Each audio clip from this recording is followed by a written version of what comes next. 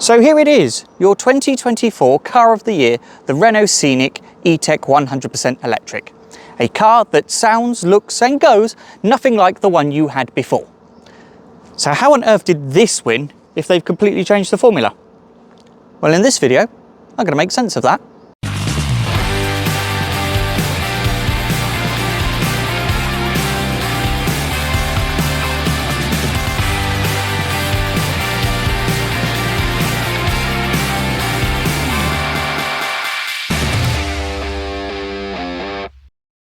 5 years on since the last Scenic went out of production, the car's now back as an all-electric SUV. But whereas other brands have infuriated their fan base by naming theirs after their V8 pony car, or having since written this script, their 70s icon, that share absolutely nothing with their namesakes, the Scenic hasn't had the same kind of backlash. And I think the reason for that is because it stayed true to its name. You see, Scenic isn't actually just a name, it's an acronym. It stands for Safety Concept Embodied in an Innovative Car.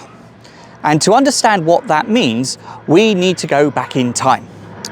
And to the sounds of it, it would appear that my lift is here. Doctor? It's 1991, and Renault are in Germany for the Frankfurt Motor Show to show us the all-new Scenic concept. It was designed to be a modular and spacious nest-like area for families. It was made using recycled materials and offered safety features like seatbelts designed for children, ABS with an automatic transmission, and a drowsiness detection system. That all sounds familiar, but it was all cutting-edge stuff back then. It was the car that also introduced the compact MPV to the world, all wrapped up in a design that just screamed the 1990s. However, it was 1996 before we saw the first production version of the Scenic. Originally, it was called the Megane Scenic, after the car of which it was based. But because the car was so popular, Renault decided to quietly drop the Megane part from its name and let it stand as a model in its own right. It won European and What Car of the Year in 1997, and went on to become France's best-selling MPV. It even spawned an SUV-esque version called the RX4, which featured off-road body cladding, raised ride height, and most importantly, four-wheel drive. It allowed the Scenic to compete with other cars in the class, including the Honda CR-V, Subaru Forester, and other small Japanese SUVs. 2003 saw the introduction of the second generation, which included things such as a hands-free key card, an automatic parking brake, and electroluminance display. There was also a small raised Megane logo in the C-pillar, just to remind us of its underpinnings. It too saw an SUV-inspired version called the Conquest, featuring a similar, albeit front-wheel drive version, of the RX4. 2009 we had the Mark III, which entered into a very strong market full of other cars that had copied the successful formula of the original Scenic. For this generation, the focus was on offering elegance, travelling comfort and convenience. It had the best-in-class knee room and featured cutting-edge technology like built-in sat-nav and digital driver's display. It was also the third generation that introduced the X-Mod variant, which once again followed the formula set by the previous Conquest and RX4 models before it. In 2016, we had the final version of the Scenic. By now, people were very much in love with SUVs. Renault had followed suit with the Kadjar, but this allowed the Scenic to become a more focused version of itself. It featured the largest boot in its class, active emergency braking with pedestrian detection as standard, a first for the segment, I'll have you know, Bose audio, and like all the models before it, a 5-star Euro NCAP safety rating. But alas, the desire for SUVs was too strong, and with the likes of the Kadjar and Captur starting to move to the top of the sales charts, the Scenic was eventually consigned to the history books. Until now, that is, with the introduction of the Scenic 5. No, not you. I meant 5th generation. That car comes later. So make sure you get subscribed and click the bell icons because you don't want to miss that when it lands. Now let's get back to the Scenic. So the one box MPV style that came before is now gone and has been replaced with this SUV silhouette, and with it so has internal combustion engine. And if you're about to sound off into the comments saying, oh, this car's great, but they should have done a petrol version, well, good news for you, they did. You can watch the video to that up here. Now, for those of you who are interested in this electric offering, let's talk about its new design. We got a preview of what the car would look like when we saw the facelifted Clio last year, but this is the first ground-up design from Gilles Vidal. It's more of a chiselled aesthetic compared to the likes of the Clio and Astra that's come before it, but it stays true to the original Scenic Vision concept. That means we get these half-diamond daytime running lights, sleek headlamps, and of course the Nouvelle R badge in the centre. And because electric cars don't need as much cooling, it means we can get more daring with the front end design. So on the front here, we've got this sort of black rhombus style breaking out from the centre badge towards the outer edges.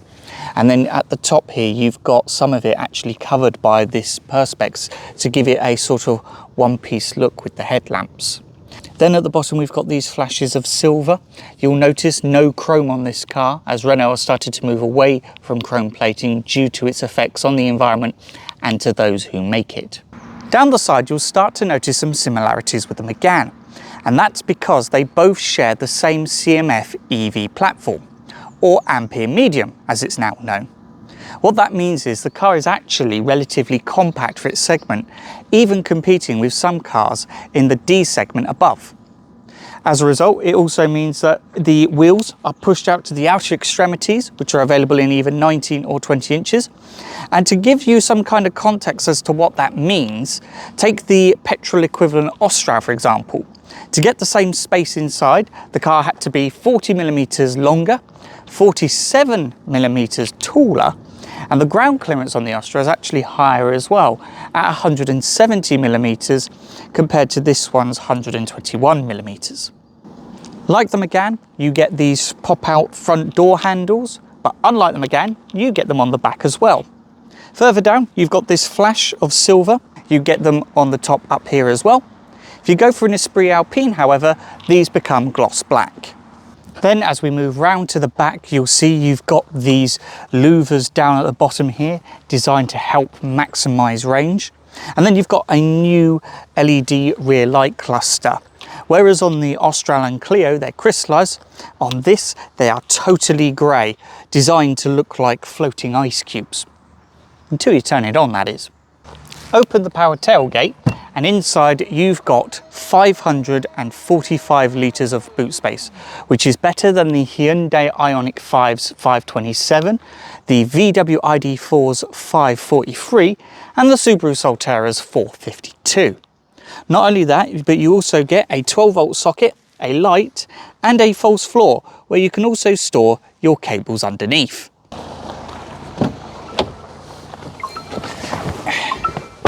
When you step into the car for the first time, the first thing you'll notice is the welcome sound, which has been orchestrated by Jean-Michel Jarre.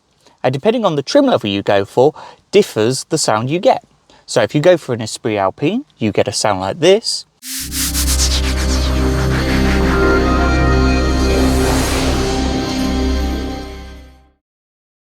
And on the Iconic, you get this.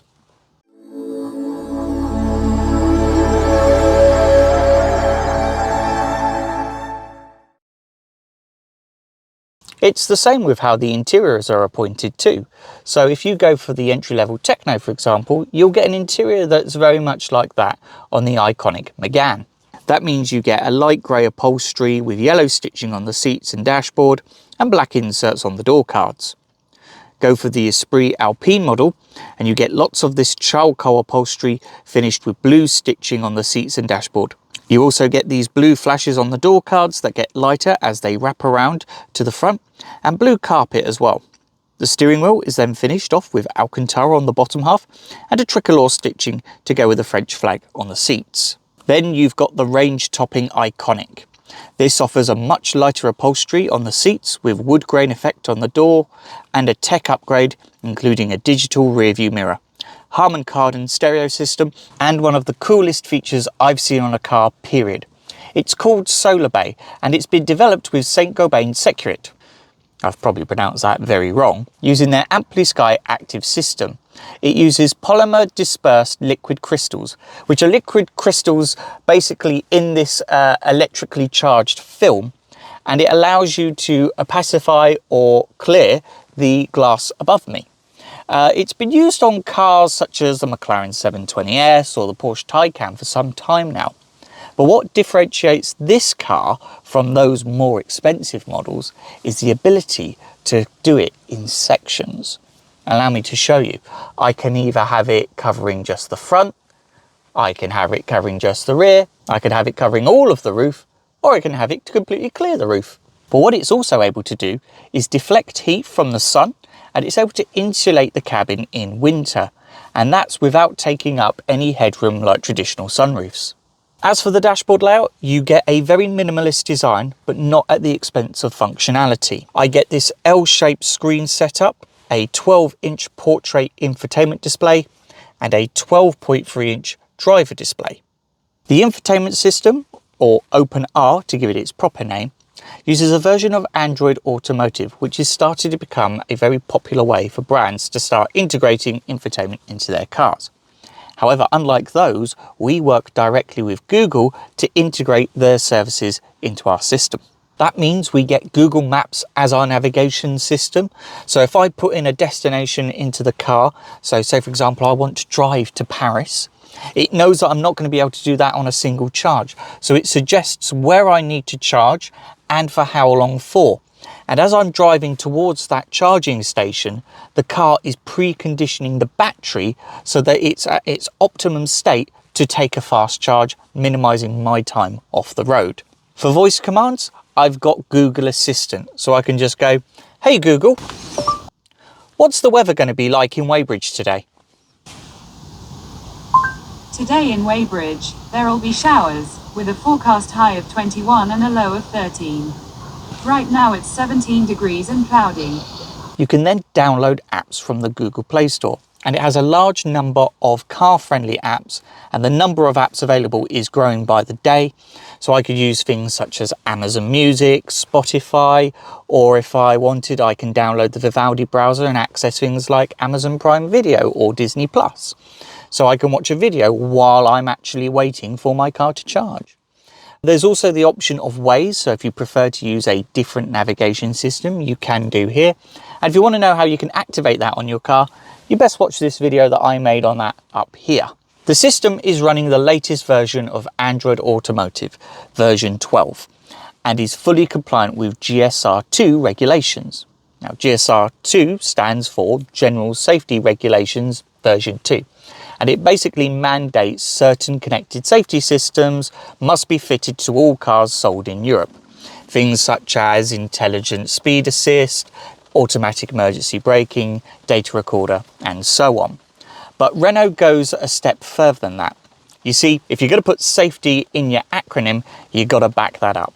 And this car scores a 5-star Euro NCAP safety rating and has over 30 advanced safety systems. So much so, I won't be able to list all of them, so I'm just going to splash them up on the screen here.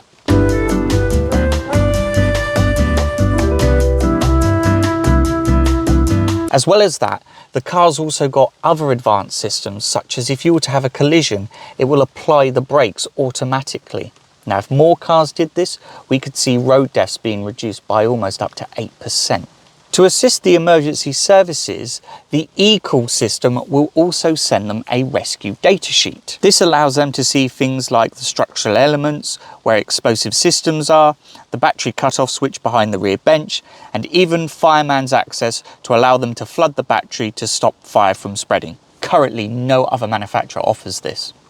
All very commendable stuff, but some of it can get really annoying and distract you while driving. Fortunately, Renault have a solution to that, and it's called My Safety. So what it means is every time you get in the car, all of the safety systems are going to come on by default. However, what Renault have done is they allow you to configure what safety systems you want on and off, and then using this button down here, if I press it twice, it then configures the car to the safety systems as I prefer them.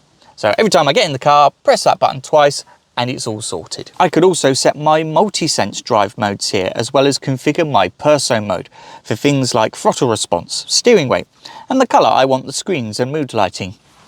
I've gone for turquoise. Now, if you're watching this as an Apple user, don't let the whole Android Google thing fool you. You still get Apple CarPlay and Android Auto as standard on this car, so your phone is going to be fully compatible regardless.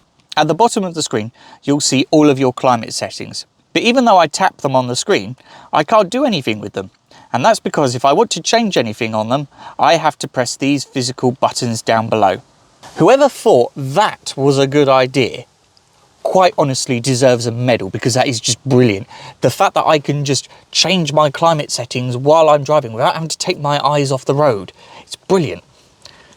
Won't catch on, you know. Then in front of the driver, we have a new version of the 12.3-inch display that we know from the likes of the Megane and Austral. Before, you got what was kind of an adapted version of the Zoe's graphics that was enlarged to fill the space that this display offers. Now though, we get a fully tailored layout that fits more in line with the brand as we know it now. It's more colourful and angular, and it splits into 3 parts. So on the left, you've got information such as speed, gear selection, and your cruise control, adaptive cruise, and speed limiter options. They're all controlled using the buttons and switches on the left-hand side of the steering wheel. In the middle here, I have various displays such as adaptive cruise, maps, or nothing at all if you prefer. Then on the right-hand side, I have some interesting widgets that I could cycle through using the rocker switch on the right-hand side of the steering wheel. So I have things such as range based on my current driving, as well as motorway range and round town range. That's really cool. And I could also have what music I'm listening to, or I can make it disappear entirely to maximize the middle section.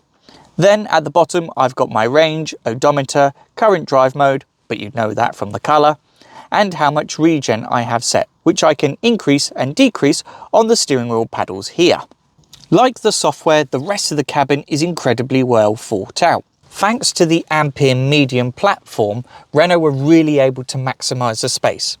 Up front here, I've got loads of storage options available, 38.7 litres to be exact, but it's in the back where all the magic happens.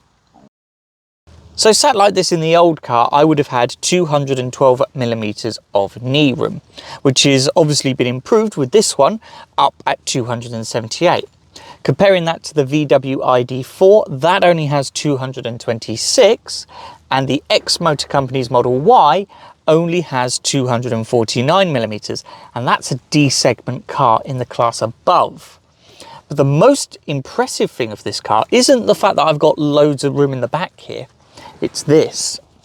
So pop that down there, lift that up, 2 USB-C ports, can swivel these round, pop that back down there, and then if I take this, I can then slot that in there, and I present to you peace and tranquility.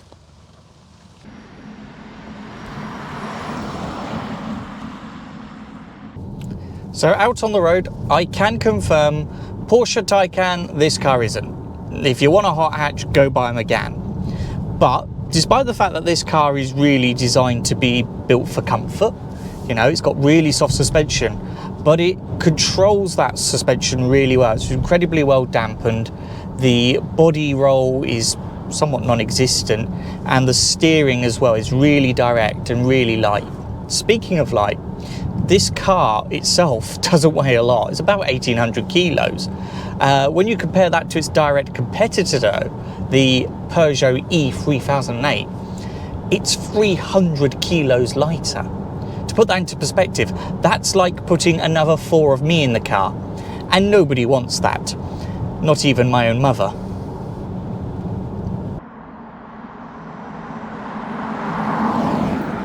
So let's talk powertrains. So as standard, you get the Comfort battery, which is a 60 kilowatt hour unit, and that is mated to a 170 horsepower electric motor with 280 newton meters of torque. As a range, you can expect about 260, but as I said, that is only available on the Techno model. If you go for the long range battery choice, which is available across the range, for that you get an 87 kilowatt hour battery, and that is mated to a 220 horsepower electric motor with 300 newton meters of torque, and that you'll get 379 miles on a WLTP cycle. Now, I'll grant you, you're not going to get that kind of range if you're going on the motorway. But I have done the maths, and you can get, on a single charge, thanks to this widget on the screen here, you could go from our site in Weybridge all the way up to Blackpool on a single charge. That's a 4-hour drive, and I don't know about you, but my bladder wouldn't go that long.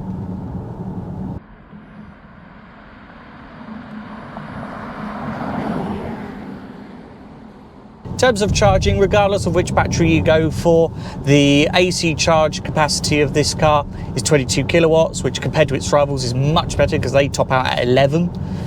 In terms of DC charging, on the smaller battery, you get 130 kilowatts. And if you go for the bigger 87 kilowatt hour battery, then that can charge up to a rate of 150. But for the most cost-effective charging, your best bet is to do it from home.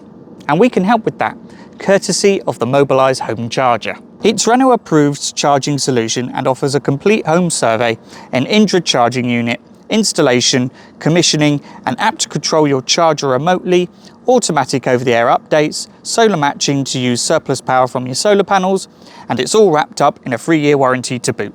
What's more, when you order a car, you can even include a home charger into the finance agreement with the car. Of course, terms and conditions apply. And for more details, your best bet is to talk to one of our EV specialists at either our Aldershot or Weybridge branches, or you can go to the link at our website, smcrenault.co.uk. I'll pop it up here and I'll drop it down in the description below. But you might be thinking, Max, I live on the 18th floor of a block of flats or I don't have a driveway. Well, don't worry, because we thought of that as well. And it's called Charge Pass. There are 2 different options available, but regardless of whichever one you go for, you get access to 24,000 UK public chargers and 700,000 across 25 countries in Europe. And that number is growing by the day. What's more, you can even sign up for it for free on the My Renault app. But I'll come to that shortly. The first option is basic, and this one is free and recommended to those that do less than 850 motorway miles a year. It will give you full transparent pricing for the whole network, tell you their availability, and when you charge using your card, it will bill your preferred payment method and it will even email you a receipt. Then you have Intense, and at the time of recording, this costs $4.99 a month and is recommended for those doing more than 850 miles a year. On top of the basic, you also get a 9% discount and a special rate on Ionity chargers too. And if you lose your card, you could order a new one directly from the app free of charge. But that's not all that the app can do. It can do other things, such as control the climate in your car. So if it's a hot sunny day like today, I can cool the cabin before I get in the car, or warm it up when it's -2. If I've lost the car, I can track it on here.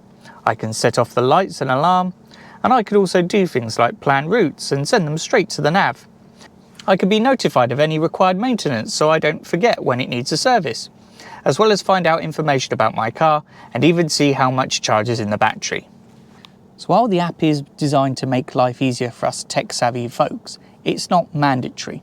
So if you just want to not bother with the app, you don't want to bother with all the fancy features and everything, you just want a car that goes and I can put on radio too, no problem, you can do, no problem. From launch, there will be 3 trim levels available: entry-level Techno, Esprit Alpine, and range-topping Iconic. As standard, the generous specification includes 19-inch streamlined diamond-cut alloy wheels, brushed satin chrome Renault logo, shark fin antenna, electric folding door mirrors with welcome lighting with logo puddle lamp, tinted rear windows, flush electric door handles, and electronic tailgate. Inside the car also benefits from the ingenious rear armrest, including a hatch for storing longer items with 2 USB-C ports, a wireless phone charger, a 12.3-inch digital driver's display with a 12-inch Open R-Link connected multimedia system with Google services built in.